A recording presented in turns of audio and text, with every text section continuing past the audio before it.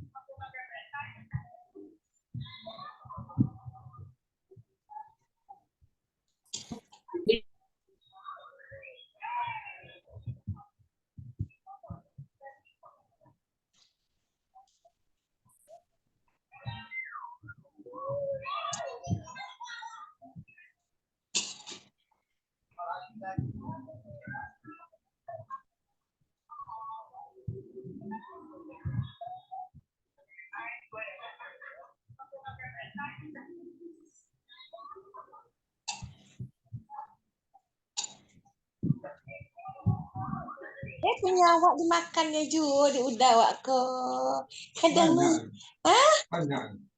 mana banyak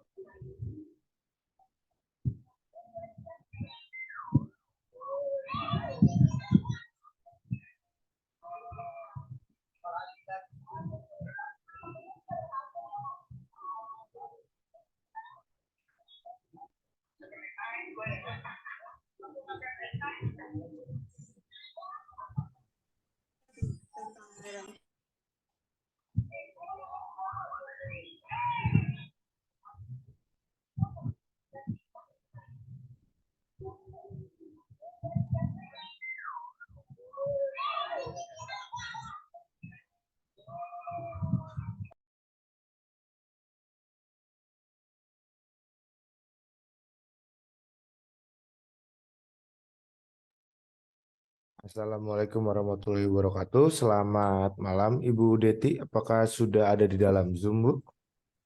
Sudah, Mas. Insya Baik. Allah siap. Oke, baik, Ibu. Izin bertanya, Bu, untuk PowerPoint-nya saya yang share screen atau Ibu nih, Bu? Minta tolong aja, Mas. Oke, Bisa. dari saya ya. Ya. Oke, baik, Ibu. Mohon ditunggu sebentar. Saya mau opening dulu ya, Bu. Oke, Pembukaan dulu. siap. Oke, selamat malam teman-teman semua atau bunda-bunda atau kakak-kakak sekalian. Izin bertanya untuk suara saya terdengar jelas, bunda-bunda? Jelas. Mas Rizky. Oke, baik bunda-bunda sudah siap belum nih untuk bimbingan belajar pada malam hari ini? Siap. Siap. Nah, bimbingan belajar pada malam hari ini sudah apa ya? Sudah pasti sudah pada kenal nih oleh Ibu Deti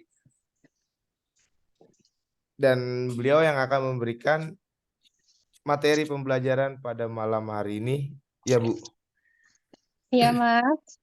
Oke, baik. Mungkin bisa langsung saya mulai saja, Bu. Oke, siap. Oke, bunda-bunda atau kakak-kakak sekalian, sama seperti bimbingan belajar yang sebelum-sebelumnya, 1 menit 1 soal. Kita akan membahas 7 soal pada malam hari ini. Mungkin ini soal nomor 1. Waktunya saya mulai dari sekarang.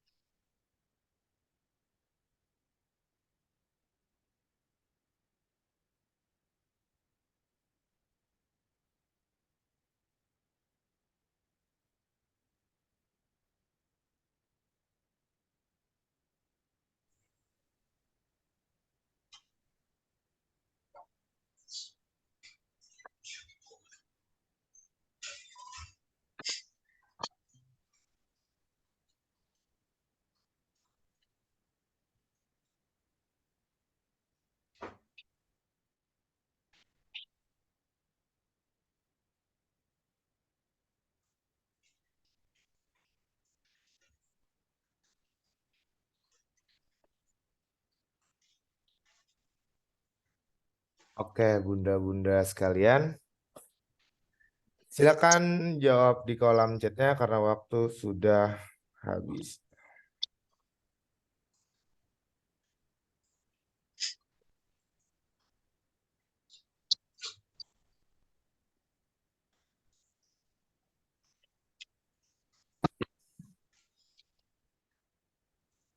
Oke, semuanya menjawab A nih Bu Deti. Nah, teman-teman, ada nggak yang mau menjelaskan kenapa sih memilih opsi tersebut pada soal nomor 1?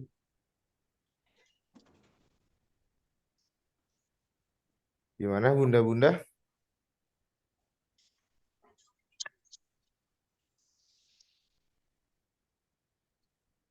Ada yang mau menjelaskan atau langsung kita berikan ke Bu Deti nih untuk menjelaskan di soal nomor 1?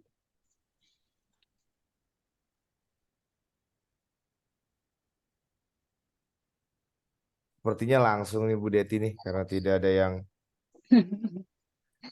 Ya, mau nggak apa-apa, Mas. menjelaskan nih. Oke, Kayaknya, baik Ibu. ya. Kayaknya belum panas ya, Mas ya. Iya nih harus Tapi, dipanaskan dulu nih Bu. ya, harapan di sini kita berdiskusi ya, Ibu Bidan ya. Karena apa? Karena sekarang ini adalah eh, pembelajaran yang tentunya akan menjadi pengalaman buat kita dan pengalaman itu akan menjadi bekal kita pada saat kita akan menghadapi soal hukum nanti. Bismillahirrahmanirrahim. Assalamualaikum warahmatullahi wabarakatuh. Saya akan membahas terkait dengan pertanyaan yang ada di dalam soal ya. Gimana kita fokus kepada pertanyaan. Di dalam slide kita lihat hormon apakah yang berhubungan dengan keluhan yang dirasakan oleh si ibu, ya. Jadi yang ditanyakan itu adalah faktor mempengaruhi keluhan yang dirasakan si ibu sehingga pada akhirnya ibu mengalami ketidakteraturan haid pada umur 44 tahun. Nah, kita tahu bahwasanya 44 tahun itu merupakan usia yang sangat rentan dan memasuki beberapa tahapan-tahapan untuk menuju menopause. Apakah itu perimenopause, menopause, dan postmenopause. Nah, walaupun umurnya masih terhitung muda, karena kita tahu ada beberapa referensi yang menyatakan menopause itu antara usia 45 sampai 55 tahun. Tapi ada beberapa indikasi yang menyebabkan menopause itu terjadi secara dini ataupun secara lambat. Itu nanti ada beberapa faktor lain yang mempengaruhi. Nah, namun berdasarkan dari keluhan yang dirasakan ibu pada saat ini, di mana dia merasakan rasa nyeri pada saat koitus. Nah, itu disebabkan karena uh, ada pengaruh yang terjadi pada si ibu dikarenakan hormon yang berpengaruh tadi, ya. Misalnya kita tahu kalau pada saat tahapan-tahapan yang dilalui baik itu peri, pre, menopause dan ponopause itu di saat kita memiliki tubuh yang membuat adanya sebuah transisi yang alamiah untuk menuju tahapan menopause. Nah, kondisi ini yang akan menandai akhir dari tahun-tahun reproduksi yang sudah kita lalui sebelumnya. Nah, masa transisi ini disebut dengan perimenopause. Nah, pada saat kita memasuki masa perimenopause, tentunya seperti yang saya sampaikan tadi, terjadi pada usia yang berbeda-beda, ya. Bisa dirasakan cepat terjadi di usia 40 tahun atau mungkin bisa terjadi di pertengahan usia 30 tahun. Nah, saat kita mendekati masa menopause, tentunya akan mengalami beberapa perubahan-perubahan. Apakah itu perubahan fisik, siklus menstruasi, kemudian psikologis, seperti yang kita lihat di slide, terjadi kekhawatiran. Ya, kekhawatiran dia tidak melayani suami, sehingga pada akhirnya frekuensi dari hubungan seksual pun menjadi berkurang, kemudian ada rasa nyeri yang dirasakan oleh si ibu. Itu merupakan dampak dari ketidakteraturan head tadi, dampak dari hormon yang mengalami perubahan pada si ibu. Nah, hormon yang pengaruh itu adalah estrogen. Ya, jadi hormon estrogen ini merupakan hormon utama yang kita miliki yang dalam tubuh kita bisa naik, bisa turun secara tidak merata selama kita melalui masa perimenopause tadi. Ya, bisa menyebabkan siklus kita menjadi panjang ataupun memendek. Dan itu saja tidak hanya itu ya, ada beberapa kondisi, apakah itu vaginanya menjadi lebih kering, kemudian adanya perubahan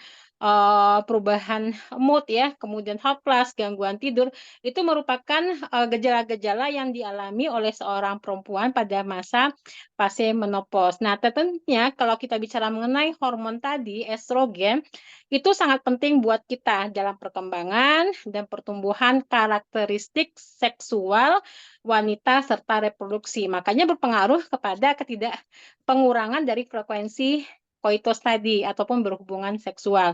Nah, kenapa hormon ini penting? Karena apa? Karena estrogen itu sebenarnya tidak hanya diproduksi oleh tubuh kita, ya. Dan sehingga pada akhirnya kalau sudah ada berpengaruh hormon tadi, maka segala sesuatu yang mengatur tentunya akan berdampak yang tidak baik kepada tubuh. Apalagi kalau seandainya estrogen ini berkurang seiring bertambahnya usia, maka di saat itulah produksi hormon pun akan mengalami penurunan. Dan kalaupun wanita mengalami penurunan terhadap estrogen, tentunya akan mengalami gangguan-gangguan yang akan memproduksi hormon estrogen, sehingga terjadilah dampak-dampak yang tidak baik pada tubuh si ibu. Jadi berdasarkan dari kata kunci tadi yang saya sampaikan tadi, jawabannya itu adalah estrogen gitu, Mas. Jadi jawabannya estrogen ya. Oke, baik Ibu Deti, terima kasih. Gimana? Bunda-bunda, ada yang ingin ditanyakan? Eh, Jadi di sini terjadi penurunan estrogen, Mas, pada saat kita mau memasuki usia tahapan-tahapan menopause gitu. Oke, Oke, tidak ada baik. pertanyaan, Ibu. Gimana Bunda-bunda? Ada yang ingin ditanyakan? Lanjut. Jawabannya lanjut ya. Oke, terima kasih Lanjut. Ibu Bidan. Ya. Ini soal nomor 2, Bunda-bunda. Waktunya saya mulai dari sekarang.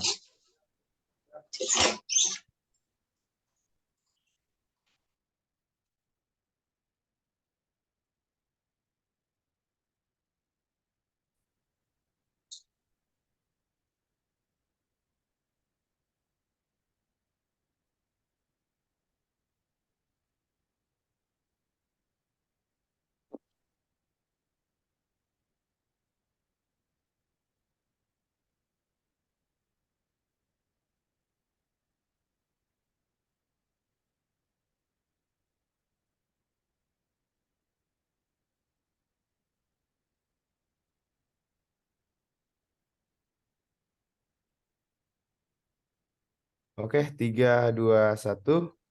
Waktunya sudah habis, Bunda-Bunda. Silakan jawab di kolom chatnya. Ada yang jawab B dan juga ada yang menjawab C nih, Bu Deti. Oke, ada 2 opsi. Ada yang ingin menjelaskan untuk soal nomor 2 ini? Oke, jawabannya kayak apa ya? Ini kayaknya ada B-nya 2 loh, Mas. B besar sama B kecil. Ya, Ya, tapi waduh. sama ya opsinya. Sama nih, Bu. Oke, Bu, silakan sampaikan argumennya kenapa menjawab option B dan belum tentu benar loh. Ya, belum tentu benar karena ada kesamaan kata ini. Ya, perbedaannya di awal. Gimana, Bunda-Bunda? Ada yang ingin menjelaskan? Ada nggak nih Bunda-Bunda yang mau menjelaskan nih? Ayo, semangat. Nah, itu. Siapa ya? Dicoba ya, Bu ya.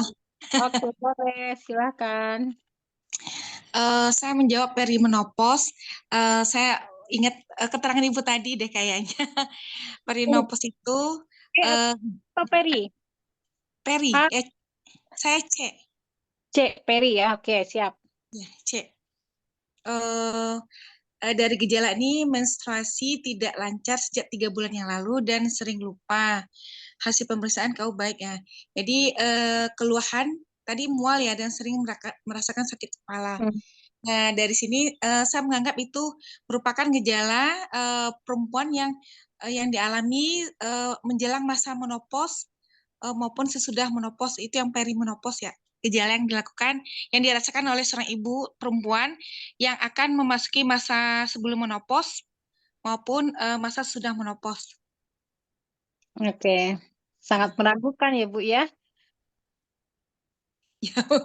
Jadi jawabannya mana nih? Peri ya? C ya? Peri, C ya. Siap. Oke, itu baru dari yang jawaban C nih. Yang jawaban B ada yang mau menjelaskan?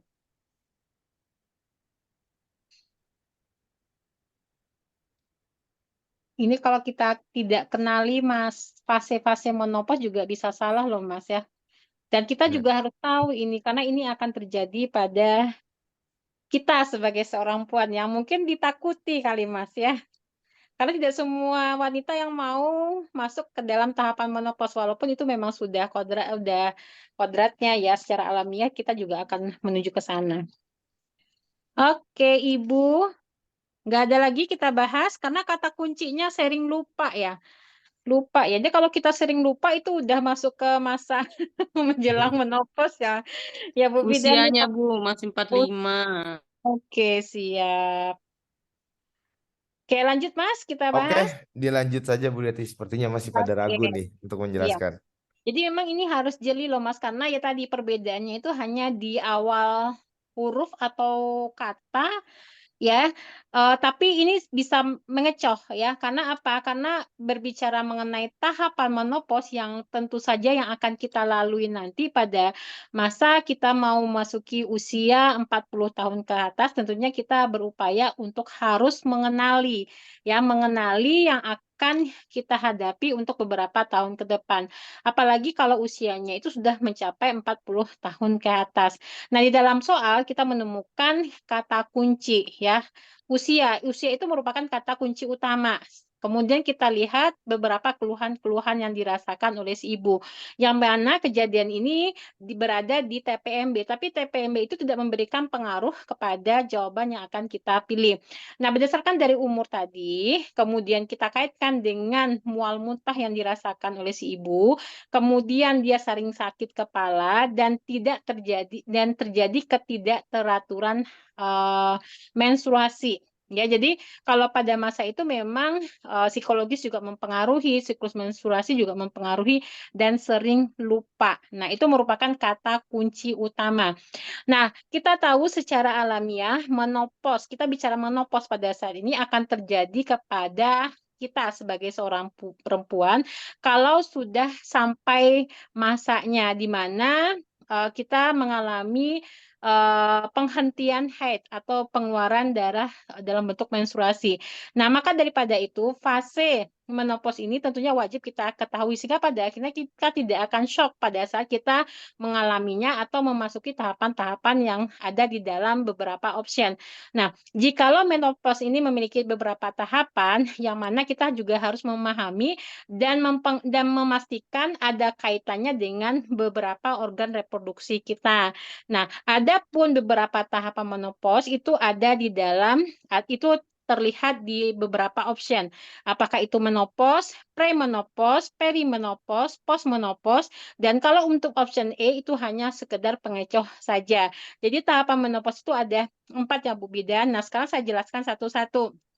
Nah, kalau menopause itu adalah setelah semua sel telur lepas dan luruh, maka tidak akan terjadi lagi yang namanya sel telur dalam ovarium yang akan keluar setiap bulannya. Maka pada fase ini disebut dengan fase menopause. Dan ketika kita mengalami menopause, maka si wanita ini tidak akan bisa lagi mengalami menstruasi kembali. Jadi tanda-tanda terjadinya menopause biasanya susah tidur, berat badan naik, mungkin bisa secara drastis, dan juga ada rasa pegal pada persendian. Dan dipastikan lagi, yang lebih jelas lagi, dia tidak akan datang haid lagi setelah 1 tahun penuh. Itu untuk menopause. Nah, kalau untuk premenopause, premenopause ini merupakan fase tahapan yang ditandai adanya penurunan hormon, yaitu hormon yang berproduksinya menurun, ya, yaitu yang saya sampaikan sebelumnya, yaitu hormon estrogen, sehingga pada akhirnya akan terjadilah siklus menstruasi yang tidak lancar. Bahkan dalam waktunya tidak terjadi secara rutin selama 1 bulan sekali. Jadi ketika usia sudah memasuki umur 45 tahun ke atas, maka menstruasi itu tidak akan lancar. Jadi kalau kita berada pada fase itu, maka kita masuk ke dalam tahapan premenopause. Nah, di samping itu, si wanita tadi akan mengalami mual, sakit kepala, ya tentunya berlebihan dan sering lupa. Dan tentu saja hal ini akan sulit disembuhkan, baik itu dengan obat ataupun dengan terapi. Tapi pada akhirnya, dia akan memasuki masa perimenopause, keluhan itu akan hilang. Tapi bagaimanapun ada beberapa terapi-terapi yang akan kita gunakan untuk mengurangi keluhan-keluhan yang dirasakan oleh si ibu. Nah, berdasarkan dari kata kunci tadi, maka jawabannya itu adalah B. Premenopause berdasarkan dari kata kunci yang saya sampaikan tadi, baik itu mual, kemudian rasa sakit kepala, kemudian menstruasi yang tidak teratur, dan sering lupa. Nah, kemudian kalau untuk peri itu jikalau fase premenopause sudah selesai, di mana akan terjadilah fase transisi dari premenopause dan juga menopause, yang biasanya sering terjadi beberapa bulan atau bahkan selama bertahun-tahun. Dan tentunya banyak sel telur yang dimiliki oleh kita sebagai seorang perempuan, semakin banyak sel telur, maka tentu saja premenopause ini akan berjalan semakin lama. Jadi tahapan ini, semua sel telur yang ada di kita akan dilepaskan untuk terakhir kalinya. Dan ketika dia lepas, maka sampailah kita pada tahapan menopause, ya. Nah, kemudian menopause sudah saya jelaskan tadi, dan postmenopause itu adalah fase setelah kita mengalami masa menopause, ya, di mana kita akan sering mengalami beberapa gangguan kesehatan, ya, baik itu apakah itu osteoporosis, kemudian penyakit kardiovaskular ataupun penyakit-penyakit yang lainnya yang tentu juga akan mempengaruhi daripada status kesehatan kita. Jadi berdasarkan kata kunci jawabannya itu adalah B. Premenopause bukan perimenopause. Jadi harus kita kenali tanda-tanda dan gejala beberapa tahapan yang ada pada saat kita menjelang menopause. Gitu, Mas Cahyo, ya, Oke, Mas Cahyo ya. Mas Diki nih.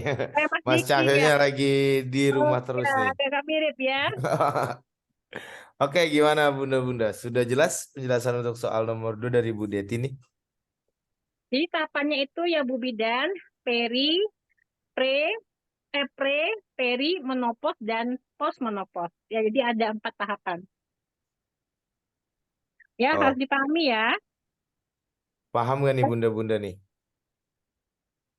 Kok nggak ada suaranya? Ditinggal jangan-jangan Zoom-nya nih. Ya, Bu. Paham. Oke, Ya, paham. Bisa saya paham, lanjut? Bu. Oke, Oke, bisa saya lanjut berarti ya Bunda-Bunda? Lanjut. lanjut.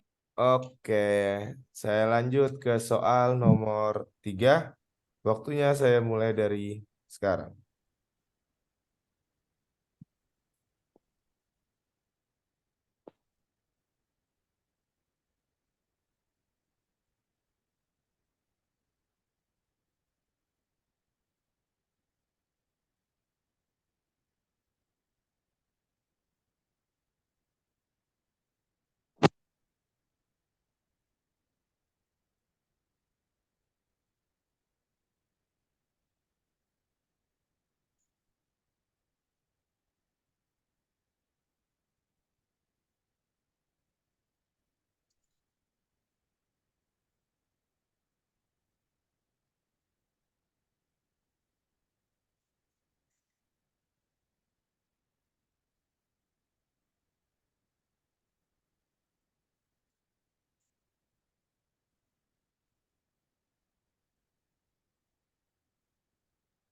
Oke, 3, 2, 1. Waktunya sudah habis, Bunda-Bunda. Silakan jawab opsi apa sih yang dipilih pada soal nomor 3. Mana nih, belum ada yang menjawab nih, Bunda-Bunda. Oke, sudah ada yang menjawab E. Ada yang ingin menjelaskan kenapa sih memilih opsi tersebut pada soal nomor 3? Ada yang mau menjelaskan nggak nih?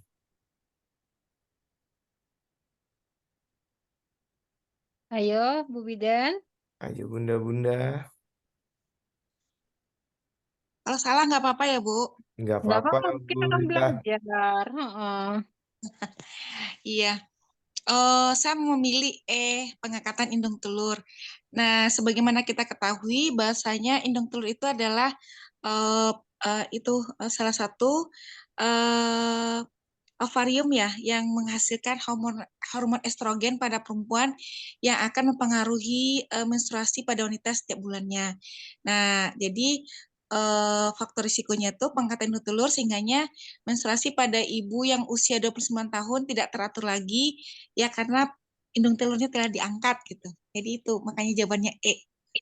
Jadi itu makanya haidnya tidak teratur lagi menstruasinya tidak teratur di setiap bulannya. Nah, begitu dah Bu. Bingung Oke, kalau Bunda menjelaskannya. Rita, terima kasih. Gimana Ibu Deti? Oke, ya kita simak ya Bu ya jawabannya karena di sini kan kita bicara mengenai beberapa tahapan menopause ya. Nah, kalau kita lihat dari pertanyaan yang diminta itu dia meminta faktor resiko. Faktor resiko ya yang akan mempercepat kita untuk mengalami beberapa tahapan-tahapan menjelang menopause. Nah, berdasarkan dari kata kunci yang ada di dalam soal dengan usia yang masih baru, yang masih muda, usia 29 tahun. Ini saya lupa tanda merahnya, Mas. Ini usia juga mempengaruhi, juga masuk ke dalam kata kunci. Tapi dia sudah mengalami ketidakteraturan menstruasi setiap bulannya yang seharusnya tidak, karena usianya masih muda. Tapi berdasarkan dari beberapa gejala yang timbul, dia gerah, sakit kepala, ya, itu merupakan salah satu tanda-tanda dan gejala dia memasuki masa tahapan-tahapan tadi. Ya, tapi itu kan menjadi pertanyaan kok bisa? Bisa karena apa? Karena dia memiliki riwayat pengangkatan indung telur, ya, pengangkatan indung telur yang tentu saja itu menjadi faktor utama kenapa si perempuan ini mengalami kejadian ketidakteraturan menstruasi. Nah, berbicara mengenai usia yang masih 29 tahun yang sudah mengalami ketidakteraturan haid itu diistilahkan dengan yang namanya perimenopause, di mana dia mengalami transisi pada masa menopause yang biasanya terjadi antara 4 sampai 10 tahun sebelum menopause terjadi. Berarti diperkirakan usia 29 tahun ini bisa saja dia mengalami keluhan-keluhan yang dirasakan pada masa transisi tadi, yaitu perimenopause. Nah, kondisi ini juga bisa dialami antara usia 30 sampai 40 tahun secara normal. Secara normal, tapi juga bisa muncul lebih awal karena ada beberapa indikasi medis, karena adanya beberapa penyakit atau memang ada riwayat di keluarga yang mengalami menopause dini. Itu juga menjadi faktor resiko. Nah, ada pun beberapa faktor yang lain yang mempengaruhi kita untuk mempercepat masa tahapan perimenopause. Salah satunya adalah histerektomi. Kita melakukan pengangkatan rahim atau disilakan dengan histerektomi yang dapat meningkatkan resiko seseorang mengalami menopause lebih cepat, terutama jika kedua endong telur ataupun ovarium kita yang ikut juga diangkat. Dan tentu saja ovarium yang kita harapkan untuk selalu menghasilkan sel telur malahan diangkat. Sudah pasti ini akan menyebabkan terjadinya penghentian menstruasi sehingga tidak lagi mengalami menstruasi. Karena apa? Karena induk telur yang masih menghasilkan estrogen. Namun operasi ini dapat menyebabkan terjadinya menopause dini daripada kejadian-kejadian umum lainnya. Jadi kalau seandainya kita memiliki satu ovarium yang diangkat, ovarium yang tersisa mungkin akan lebih bekerja keras, ya, lebih keras dari biasanya. Tapi kalau sudah diangkat keduanya, sudah pasti terjadilah penghentian pada saat itu pengeluaran darah dalam bentuk menstruasi ataupun darah haid. Jadi berdasarkan dari kata kuncian tadi, maka jawabannya itu adalah pengangkatan indung telur. Gitu, Mas. Oke, terima kasih Bu Deti. Berarti benar nih, semua jawabannya sudah Oke. serempak E. Oke, Bunda-Bunda. Mungkin ya, walaupun sudah benar semua jawabannya, ada yang ingin ditanyakan nggak untuk soal nomor 3? Ada nggak, Bu? Ada nggak nih Bunda-Bunda? Udah paham, Bu. Oke, Bu. sudah paham. Berarti Ya. bisa saya lanjut ke soal nomor 4. Waktunya saya mulai dari sekarang.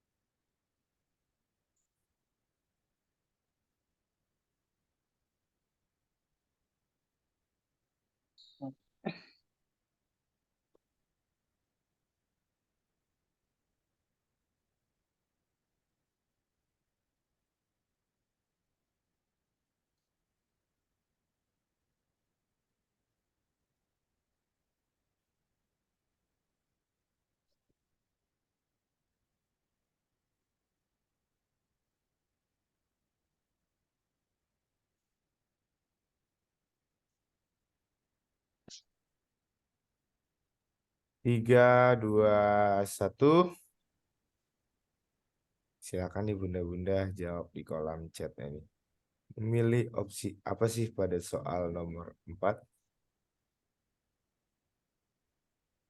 Ayo Bunda-Bunda. Belum ada yang menjawab pertanyaan. Oke, sudah ada yang C, A, dan C. Ada yang ingin menjelaskan gak nih Bunda-Bunda?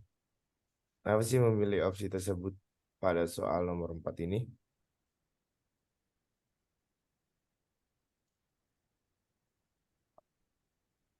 Oke. Gimana Bunda-Bunda?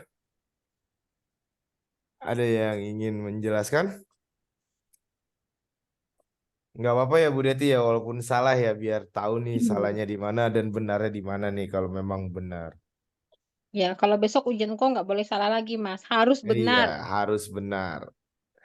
Oke, Bunda-Bunda.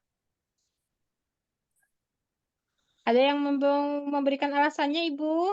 Kenapa menjawab option A, B, C, D, dan E? Nggak ada sepertinya nih Bu Deti nih. Masih takut Iya. jawabnya nih.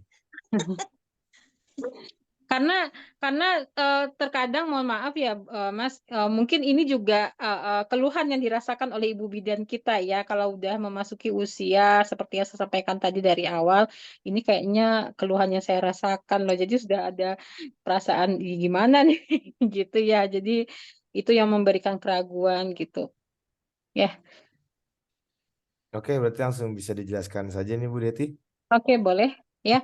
Jadi tadi kita udah bicara pre, peri, menopause, post menopause ya. Tapi di sini yang ditanyakan itu adalah penanganan. Artinya kita di sini tidak menghilangkan tapi setidaknya mengurangi keluhan yang dirasakan si ibu sehingga pada akhirnya si perempuan ini yang mengalami ketidakteraturan menstruasi yang sejak 7 bulan yang lalu itu dia merasa hidupnya masih berkualitas. Nah, ya karena pada saat kita mau memasuki tahapan-tahapan tadi, apalagi kalau sudah masa menopause, ada beberapa kasus yang merasa kita tidak berkualitas lagi untuk menjalani kehidupan gitu ya. Jadi memang sangat sangat sangat fatal sekali loh Mas kalau seandainya kalau tidak kita bisa menangani, nah otomatis kita apa ya banyak yang terjadi pada diri kita ya salah satunya tadi menstruasinya tidak teratur.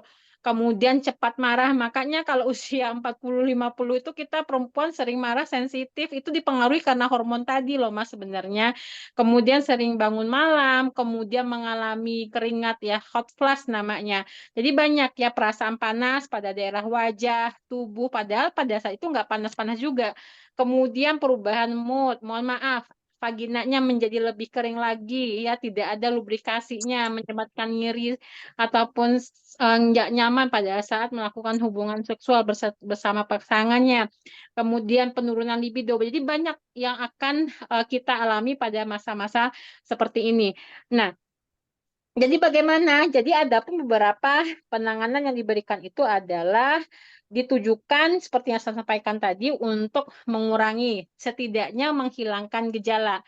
Tetapi ada pun beberapa terapi yang diberikan itu adalah terapi pengganti hormon. Ya, jadi terapi pengganti hormon ini ditujukan untuk menggantikan peran daripada hormon estrogen. Ya, bisa dalam bentuk pil ataupun kita tempelkan pada kulit seperti koyo. Ada dalam bentuk gel juga, krem. Jadi ada beberapa alternatif pilihan penanganan yang diberikan untuk menghilangkan beberapa gejala yang dirasakan oleh si ibu tadi. Nah, bicara mengenai terapi hormon estrogen ini disebut dengan terapi pengganti hormon atau TPH. Ya, TPH namanya. Jadi, biasanya dilakukan untuk menyeimbangkan kadar hormon yang mulai menurun diseimbangkan dengan progesteron selama ataupun mendekati pada saat kita mau memasuki masa tahapan menopause tadi. Nah, faktanya ini juga bisa mengurangi resiko osteoporosis dini pada wanita dan beberapa jenis daripada terapi pengganti hormon tadi juga ada yang mengandung hormon progesteron dan estrogen. Nah, sementara ini memang yang lebih banyak itu adalah hormon estrogen ya. Jadi ada pun beberapa manfaat dari terapi hormon pengganti hormon estrogen ini banyak ya, meredakan gejala menopause, kemudian ada juga antidepresi, banyak manfaatnya. Jadi berdasarkan dari kata kunci dalam soal, maka jawabannya itu adalah terapi pengganti hormon. Dan adapun rutin berolahraga, berhenti merokok, ya, kemudian hindari alkohol kafein, kemudian dianjurkan untuk makan makanan yang bergizi dan seimbang, itu adalah bentuk dari pencegahan kita untuk memasuki masa perimenopause. Nah, jadi kata kuncinya jawabannya adalah terapi pengganti hormon estrogen. Gitu jawabannya adalah C, Mas. Oke, terima kasih Bu Deti untuk penjelasannya. Gimana Bunda-Bunda? Sudah cukup jelas untuk soal nomor 4? Atau ada yang ingin ditanyakan? Gimana Bunda-Bunda? Jelas. Oke, Lanjut, jelas. Mas. Dilanjut ya. Lanjut ke soal nomor 5. Waktunya saya mulai dari sekarang.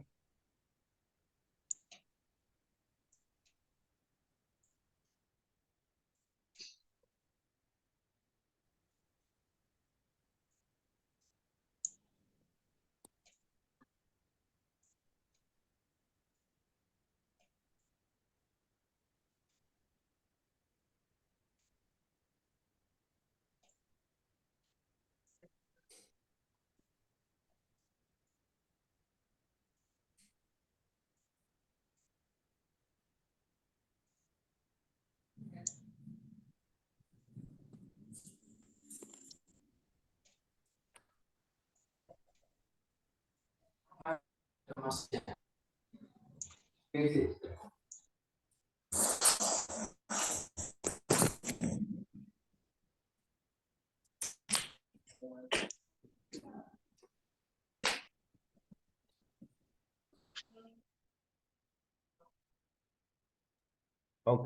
3, 2, 1. Waktunya sudah habis. Silakan bunda-bunda jawab di kolom chatnya untuk soal nomor 5. Semuanya sudah serempak nih menjawab E. Ada yang ingin menjelaskan gak nih, bunda-bunda? Kenapa sih memilih opsi tersebut pada soal nomor 5?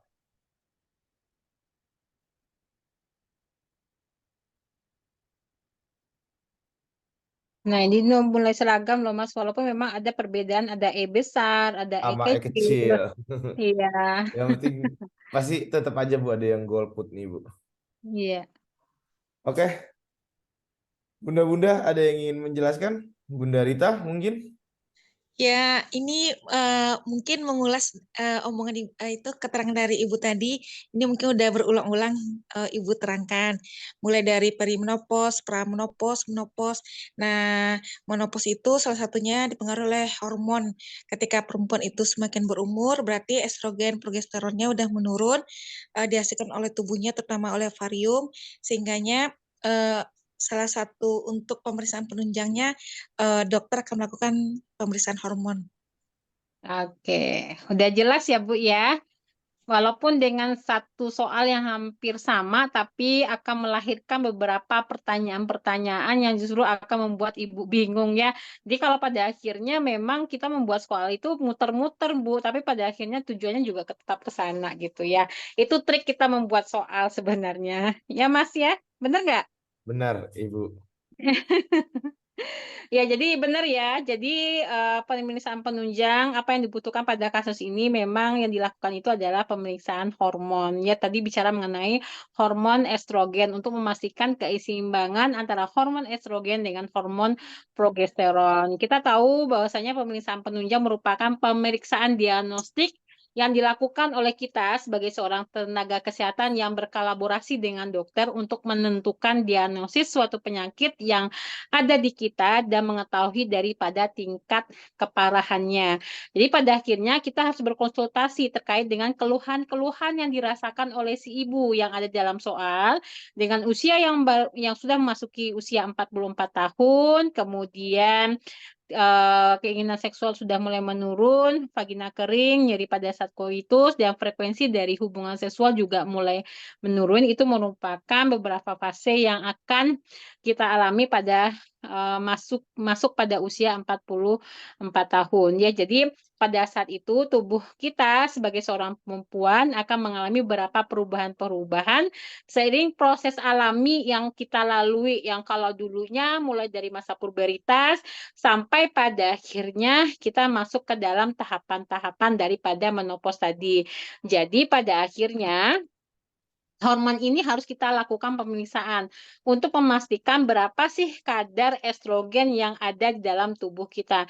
Makanya dengan memastikan fungsi daripada hormon estrogen, pada akhirnya kita akan memastikan seberapa kadar estrogen yang akan mempengaruhi daripada dampak dari yang dialami oleh kita, misalnya ketidakteraturan menstruasi, vagina kering, kemudian suasana hati yang tidak menentu, ya kemudian ada juga terjadi osteoporosis dini akibat daripada perubahan-perubahan hormon tadi.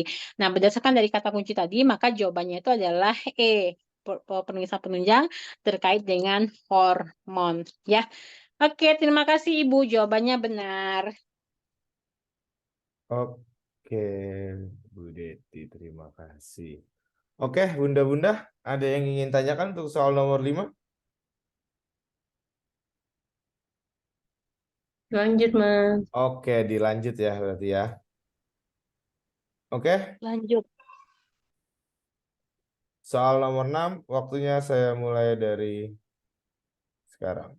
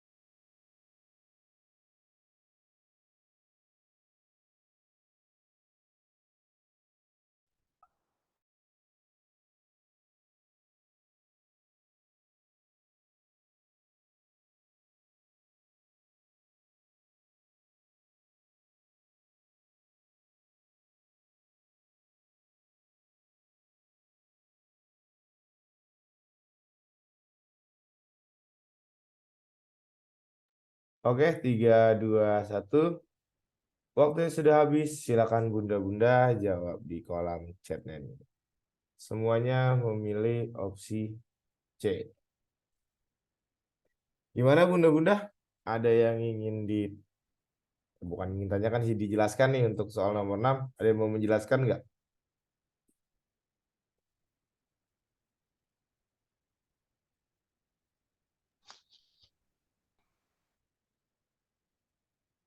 Siapa nih bunda-bunda yang ingin menjelaskan?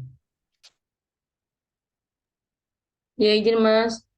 Oke, Bunda Rina. Di sini kan ditanyakan pendidikan kesehatan apa yang paling tepat pada kasus tersebut. Dan di sini ibunya itu kan apa ya, keluhannya menstruasinya tidak teratur 4 bulan yang lalu. Kemudian hasil anamnesisnya sering lupa, pola tidurnya terganggu. Jadi kalau menurut saya sih jawabannya C, istirahat cukup di siang hari. Gitu aja Mas. Oke, terima kasih Bunda Rina. Gimana Ibu Deti?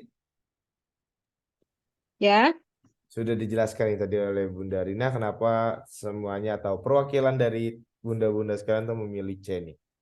Gimana berarti? oke. Langsung Ya, dijelaskan saja, Bu. oke.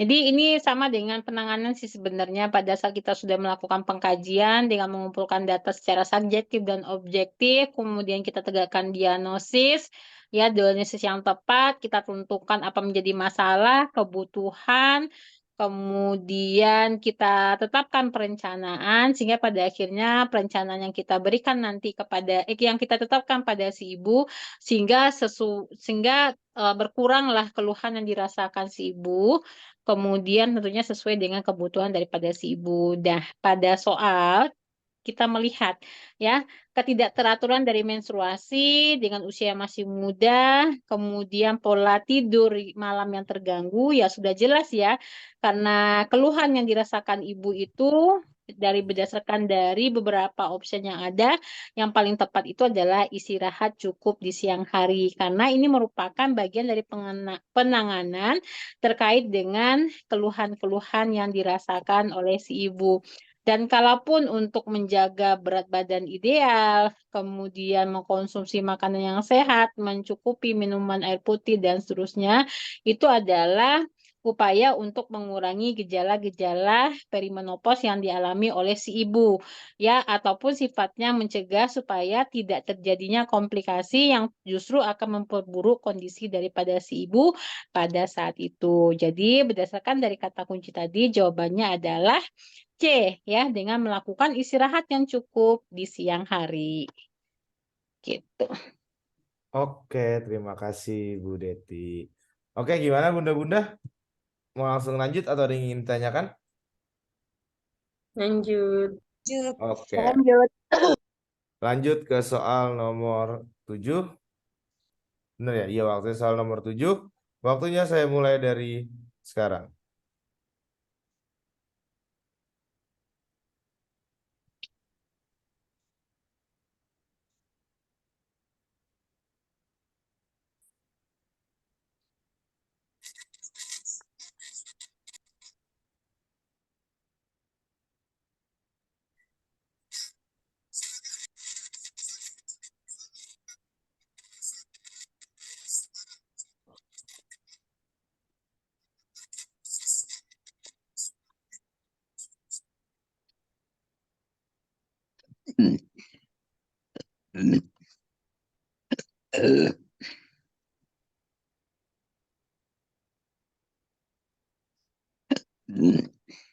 Oke, bunda-bunda, waktunya sudah habis.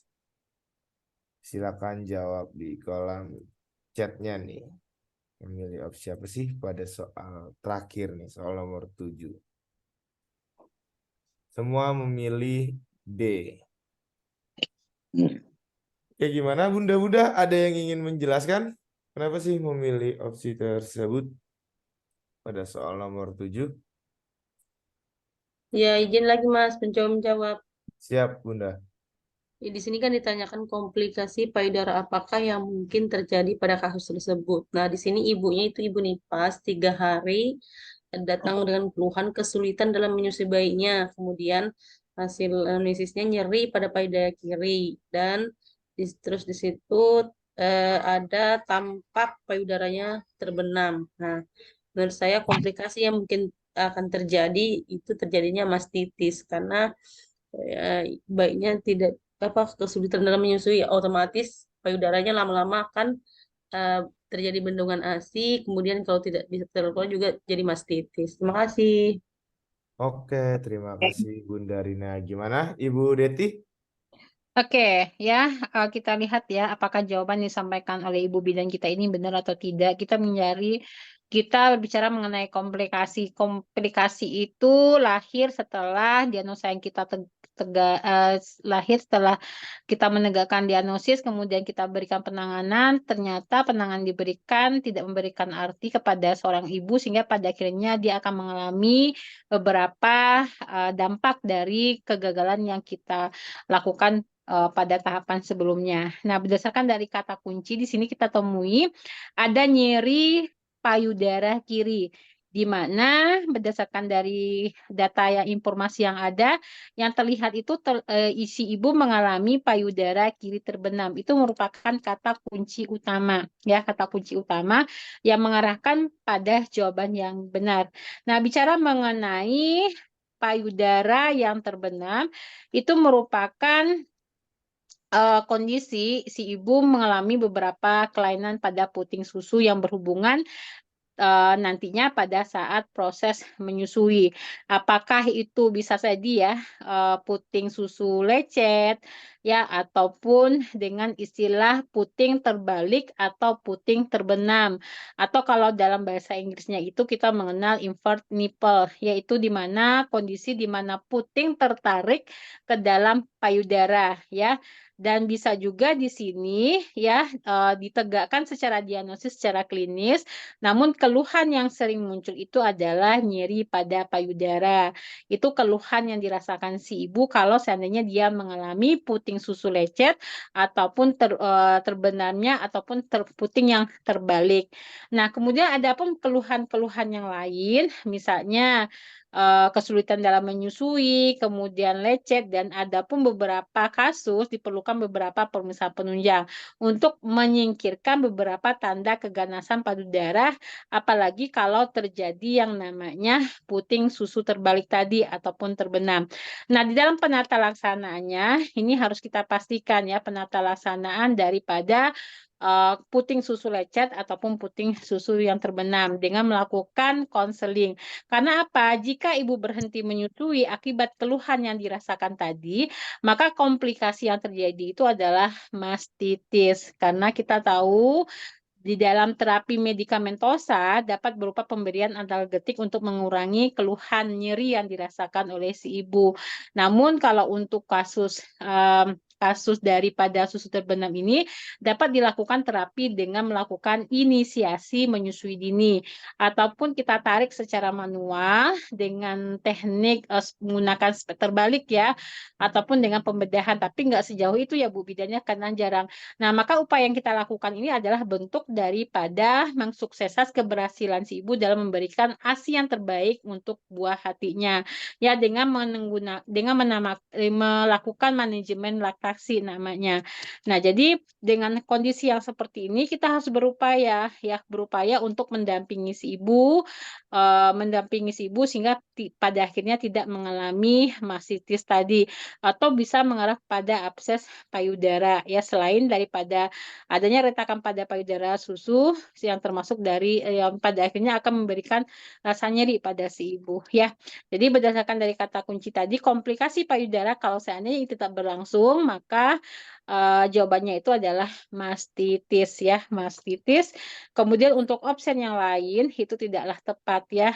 Karena apa? Karena kalau kita bicara mengenai ruam, itu adalah bentuk dari puting susu lecet ya, yang ditandai dengan adanya infeksi ataupun peradangan pada jaringan payudara. Nah, kalaupun lecet itu ditandai adanya sama ya peradangan juga. Kemudian abses itu adalah bisul. Mastitis itu adalah bentuk puting yang membuat kulit pada puting yang berwarna gelap mengalami peradangan. Ya, berdasarkan dari kata kunci tadi, maka jawabannya itu adalah mastitis, yaitu opsinya D, ya D, gitu Mas. Oke, terima kasih Bu Deti. Gimana Bunda-Bunda? Ada yang ingin ditanyakan? Cukup jelas. Cukup. Mungkin Ibu Deti ada yang ingin disampaikan nih. Karena bunda-bundanya semua nih tanggal 28 sampai tanggal 30 nih. Ada yang ukom, Bu Deti. Seperti Bu Detinya lagi ada halangan nih. Oke. Oke, gimana Bu Deti? Ya, ya. Jadi sebenarnya untuk menjadi pejuang hukum profesi bidan itu sebenarnya tidaklah orang yang pintar loh Mas. Ya, bukan berarti orang yang pintar secara nominal ya secara angka itu akan lulus hukum. Tapi di sini adalah menjadi pejuang hukum ya seperti yang saya sampaikan tadi tidaklah orang yang pintar tapi orang yang gigih. Nah, gigihnya di mana? Ngikutin kegiatan ini gitu, melakukan kegiatan bimbingan belajar dengan fokus, tetap fokus, jangan kemana-mana, sehingga pada akhirnya kompeten, pada akhirnya kita bisa melalui proses ini dan pantang menyerah. Pantang menyerah seperti apa? Ya, pantang menyerah seperti apa? Ya tadi ya, walaupun capek ya, banyak melakukan kegiatan, aktivitas di siang hari, otomatis akan menguras tenaga. Sehingga pada akhirnya terkadang kita juga lelah gitu ya. Tapi ngapain lelah? Kita cuma duduk mendengarkan, nggak ada yang susah ya Mas, bener nggak? Yang Benar Ibu. cuap-cuap itu kan kita. Cuman yang cuap-cuap itu adalah tutornya beserta Mas Dikinya. Ya Ibu hanya mendengarkan saja udah cukup gitu ya. Karena dengan mendengarkan, kemudian pada akhirnya muncullah yang namanya ketertarikan, sehingga pada akhirnya Ibu penasaran, ini jawabannya apa sih? Tapi memang benar ya, bentuk soal yang akan keluar itu seperti ini loh, Bu. Ya, mungkin malahan lebih sulit ini daripada yang keluar. Nah, cobalah Ibu perhatikan nanti ya, Ibu rasakan benar nggak yang disampaikan sama Bu Deti tadi. Nah, jadi jika tekad kita untuk menjadi kompeten itu sudah kuat, insya Allah tidak ada apapun kesulitan yang akan kita hadapi ya yang mampu menghalangi. Yang penting di sini semangat juangnya untuk menjadi seorang bidan yang profesional yang ahli di bidangnya. Yang penting jangan mikirin, oh jangan tanamkan ke diri, nggak mungkin lah saya lulus, tapi tanamkan ke dalam diri, berikan aura yang positif, saya bisa, saya mampu. Tapi artinya, kalaupun mau mampu dan saya bisa, itu harus melalui proses yang seperti ini. Nggak bisa hanya dengan membaca buku saja, Ibu, tapi dengan latihan untuk menganalisis beberapa soal, sehingga pada akhirnya kita akan dituntut untuk berpikir kritis, sehingga pada akhirnya kita mampu menjawab dengan cepat dan tepat, bukan tepat dan cepat, tapi harus cepat dulu. Cepat untuk mengambil langkah, oh ini jawabannya, ini jawabannya, sehingga pada akhirnya jawabannya pun akan tepat, gitu ya. Oke. Oke Bu Deti. Ini ada pertanyaan nih Bu Deti dari Bunda atau Kabulan Putri Mas. Kak aja deh, Kabulan Putri Oke. Mastari. Bu Deti mau tanya berapa soal yang harus dijawab minimal betul supaya dikatakan kompeten Bu. Oke, kalau untuk berapa minimalnya itu saya tidak akan bisa menjawab secara benar, Ibu, tapi saya bisa menggambarkan di sini dari persentase yang diambil di dalam penilaian itu 60% diambil dari nilai IPK, 60% dan 40% lainnya itu bisa dapatkan dari nilai ujian UKOM-nya. Ya, jadi tergantung daripada nilai IPK-nya gitu, Mas. Jadi kalau seandainya nilai IPK-nya itu di bawah 3, itu maka harus berjuang sekuat tenaga ya. Artinya kisaran antara 120 soal itu harus lulus, harus benar. Antara 120 sampai 130 lah itu harus benar loh. Tapi kalau misalnya IPK-nya itu antara 3,3, 3,5 IPK-nya itu mungkin agak lebih nyantai, tapi harus hati-hati. Terkadang kita nyantai, kita kan udah IPK-nya kan udah tinggi, belum tentu. Ya mana tahu yang kita pilih yang tertinggal daripada soal yang 50 tadi, ya pada akhirnya salah semua, otomatis ya akan membuat kita tidak lulus UKOM. Jadi yang penting di sini jangan pikirkan minimalnya Ibu, tapi pikirkan Ibu bisa menjawab dengan cepat dan benar. Itu apapun jangan lihat IPK-nya. Karena pada saat kita ujian, kita nggak tahu loh apa yang terjadi di dalam ruangan itu selama 180 menit dengan menghadapi 180 soal. Yang penting di sini Ibu harus kuatkan diri, harus yakinkan bahwasanya saya bisa untuk menjawab semua soal. Jangan minimalnya. Karena takutnya kalau Ibu tanamkan minimalnya segini, takutnya pada saat hari itu justru Ibu menjawab salahnya banyak sehingga tidak akan mempengaruhi Ibu untuk lulus UKOM gitu, Mas. Bener nggak?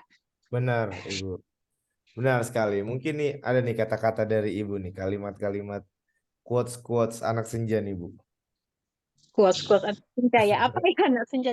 Kalau nggak salah ada ya di apa di bawah ya, atau nggak saya Iya, munculkan ya? ada, Bu. Oke, nah jangan pernah berhenti belajar karena hidup tak pernah berhenti untuk mengajarkan yang kita lakukan hari ini ya. Hidup itu adalah proses ya, proses yang tentunya akan mengajarkan kita bahwasanya kita harus melalui proses ini dulu untuk mencapai suatu keberhasilan ya. Kalau di kita Mas, saya kan orang Minang ya, blasteran Iya. Minang Jawa ya Mas ya. Kalau kata bijak orang Minang itu alam takambang jadi guru. Nah, ngerti nggak Mas maksudnya apa? Enggak, Bu. Ngerti, Bu. Oke, ada orang Minang nih, Bu. Ada, Siapa Bu. orang Minang? Ayo, Saya orang ayo. Minang juga, Bu. Dari mana Ibu, Bu? saya dari Pariaman, Ibu. Bu Oh, Deti. dari Pariaman. Uniang ya, Uniang. Iya, Ciuniang. Ciuniang, Bu Deti. Bu Deti dari mana, Bu? Dari Tebet koordinatnya Ibu. Nah, ini roaming nih Mas. Maaf Mas, roaming. Enggak apa-apa, Ibu. Bisa dijelaskan Ibu alam takambang jadi guru? Alam takambang jadi guru itu artinya apapun yang kita hadapi dalam kehidupan itu bisa kita ambil pembelajaran atau ibroh. Jadi dalam hidup itu selalu yang kita lalui itu jadi pelajaran yang kita dapatkan. Apapun jadi ya itu Bu. Gitu kata orang tua saya begitu Bu. Jadi apa yang kita lihat apapun dalam kehidupan ini, dalam ketemu apapun itu bisa kita ambil kita petik hikmah. Misalnya apapun kejadiannya gitu. Iya, benar ya. Yang penting hadapi ya Bu ya, jangan pesimis, harus optimis. Karena kan tadi kan udah disampaikan, pejuang UKOM itu tidaklah selalu orang yang pintar gitu ya. Jadi pada akhirnya hidup tidak akan pernah berhenti untuk mengajarkan kita untuk menuju bidang yang kompeten dan profesional gitu. Jadi boleh bertanya nggak satu Bu? Boleh Ibu? Ini yang terpikirkan sama saya kan gini, kita yang udah nggak pernah mengerjakan soal 180 soal ini, kan melihat komputer nih mata udah plus 2 misalnya, udah mulai ini. Nah, menurut Ibu dalam kita misalnya membaca tuh udah mulai nggak konsen, udah jenuh, udah bete, sebaiknya yang ragu-ragu itu kita lakukan, kita pilih atau kita tinggalkan atau bagaimana ya Bu untuk memanajemen dalam mengerjakan soal yang sebanyak itu ya 180 soal itu. Oke. Bagaimana Jangan trik-triknya? ditinggalkan Ibu, jangan sampai kosong ya. Jadi pada saat kita melihat soal itu, kalau kita ragu, klik ragunya gitu ya. Tapi kalau bukan jangan banyak ragunya gitu ya. Nanti pada akhirnya nanti di akhir waktu pada saat kan nanti kan 30 menit nanti kan secara spontan kan di layar itu akan muncul 30 menit lagi waktu habis. Ya, yang biasanya terjadi Bu, pengalaman saya pada saat menjadi pengawas pusat ataupun pada saat Monef itu 30 menit terakhir itu Mas klik klik klik klik klik, klik. Paham nggak klik klik klik klik gitu? Paham nggak Mas? Oh, tembak jenggo ya, Bu? Ya Tembak. tembak jenggo gitu ya artinya pada Klik ngejar sembarang. gitu ya klik klik klik klik. Nah itu sangat mempengaruhi nilai. Tapi kalau seandainya sudah Ibu klik ragu, berarti kan Ibu kan sudah membayangkan ya bahwasanya saya ini yakin ini. Jadi kalaupun nanti keburu waktu, Ibu nggak perlu klik yang salah yang nggak masih apa mulai dari awal lagi untuk mikir gitu Bu. Tapi kalau bisa jangan banyak ragunya. Kalau udah yakin ya langsung aja jawab. Tapi biasanya Ibu kalau pengalaman saya ya.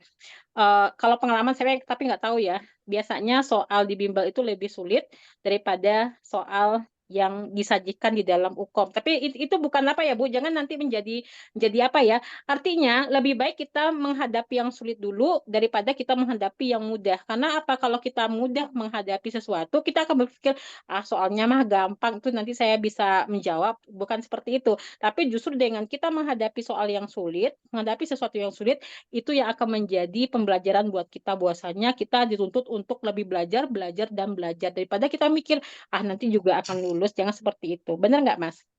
Benar. Benar, Ibu. Pasti itu, Bu. Iya, ya.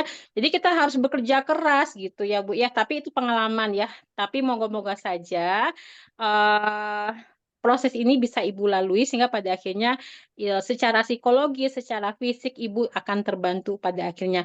Dan kalau soal pada mata, mohon maaf, ya mata kalau dengan seiring waktu ya, seiring waktu dengan lamanya durasi, kemudian umur, itu sangat mempengaruhi pada saat kita ketemu dengan layar komputer, itu diupayakan sering-seringlah mulai dari sekarang untuk selalu melihat laptop ya, terbiasa matanya.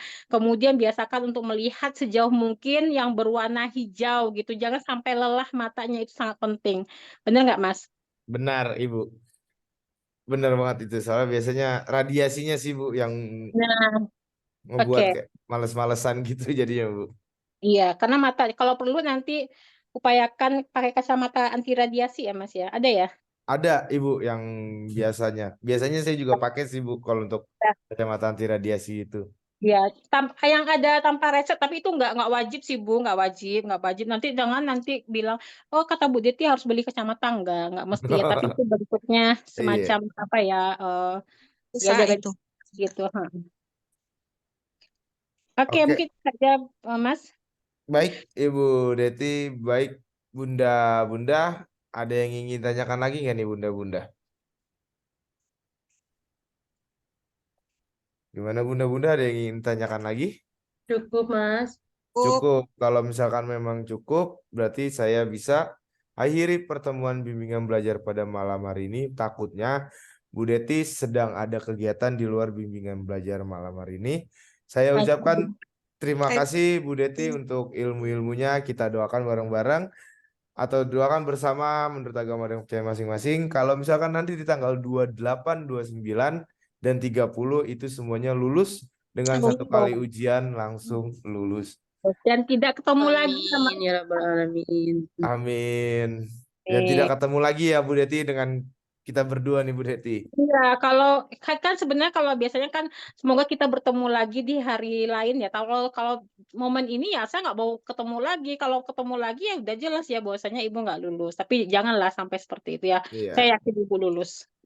Amin ya Nanti Allah. mungkin Amin. ketemu Sekolah kita mungkin yakin juga. iya, mungkin ketemunya nanti semuanya sudah mempunyai klinik mandiri atau praktik mandiri ya, Bu ya. Iya, amin. Oke, baik. Amin, ya Bunda-bunda, Allah. link absen sudah saya taruh di dalam grup. Saya Mas Diki dan juga Ibu Deti. Kalau misalkan ingin live dari Zoom-nya, nggak apa-apa Ibu, silakan. Terima kasih Mas, terima kasih Ibu Iya, Bidin semuanya. Ya Bu Ibas malah ya Bu ya. Terima kasih Bu Deti. Sehat Bu, selalu Bu. amin, semuanya sama ya. Saya izin live ya. iya Ibu, terima kasih Ibu. Selamat beristirahat.